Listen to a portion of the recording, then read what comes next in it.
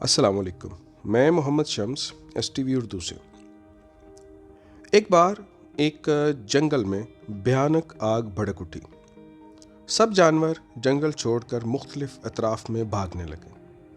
ایک چیتا بھی بھاگتے بھاگتے ایک سائڈ پہ نکلنے کی کوشش کر رہا تھا کہ اس نے ایک ہمنگ برڈ کو دیکھا جو جنگل کے اندر آگ کی طرف پرواز کر رہا تھا۔ چیتے نے اسے حیرت سے دیکھا، یہ آگ کی طرف کیوں جا رہا ہے؟ کچھ دیر بعد اس نے ہمنگ برڈ کو دوبارہ دیکھا کہ وہ جنگل کے باہر سے اڑتا ہوا واپس آگ کی سمت میں پرواز کر رہا ہے۔ چیتے نے فیصلہ کیا کہ وہ اس پرندے سے پوچھے گا کہ وہ جنگل کے اندر لگی اتنی شدید آگ کی جانب بار بار کیوں جا رہا ہے۔ اگلی بار جو ہی چیتے نے پرندے کو دیکھا تو اس سے سوال کیا، تم بجائے بھاگنے کے آگ کی طرف بار بار کیوں جا رہے ہو؟ ہمنگ برڈ نے جواب دیا، میں جھیل سے چونچ میں پانی بھر کر لاتا ہوں اور جنگل میں لگی آگ بجھانے کی کوشش کر رہا ہوں۔ چیتا ہنسا اور بولا، تم پاگل ہو، تمہاری چونچ کے پانی سے بھلا یہ آگ بجھ جائے گی؟ ہمنگ برڈ نے جواب دیا، نہیں، میری چونچ کے پانی سے یہ آگ نہیں بجھے گی، لیکن یہ جنگل میرے وجود کا حصہ ہے اور میں اس کا حصہ ہوں۔ میں یہاں رہتا ہوں، کھاتا پیتا ہوں اور پناہ حاصل کرتا ہوں۔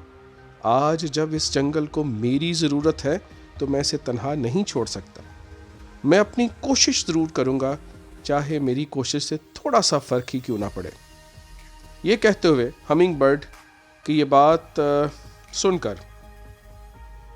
فطرت جھوم اٹھی، بادلوں کو جوش آیا اور وہ جنگل پر خوب برسے۔ خوفناک آگ بجھ گئی اور جل تھل ہو گیا۔ دادیاں اور مائیں بچوں سے پوچھتی تھیں کہ کیا تم معجزہ دیکھنا چاہتے ہو؟ اگر دیکھنا چاہتے ہو تو اپنے حصے کا کام ضرور کرو۔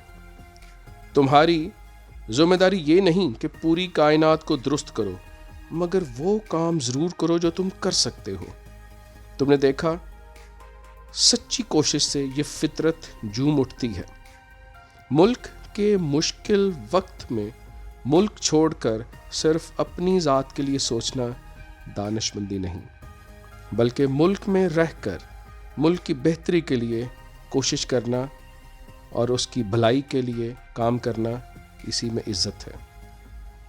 ہمارے ملک کی پالیسیاں غلط ہیں، جن کی وجہ سے تقریباً 7-8 لاکھ ہر سال پڑھی لکھی کریم بڑا شاندار طبقہ جس نے پاکستان کو سرو کرنا ہے اور پاکستان کی بہتری کے لیے کام کرنا ہوتا ہے، وہ ملک سے باہر چلا جاتا ہے۔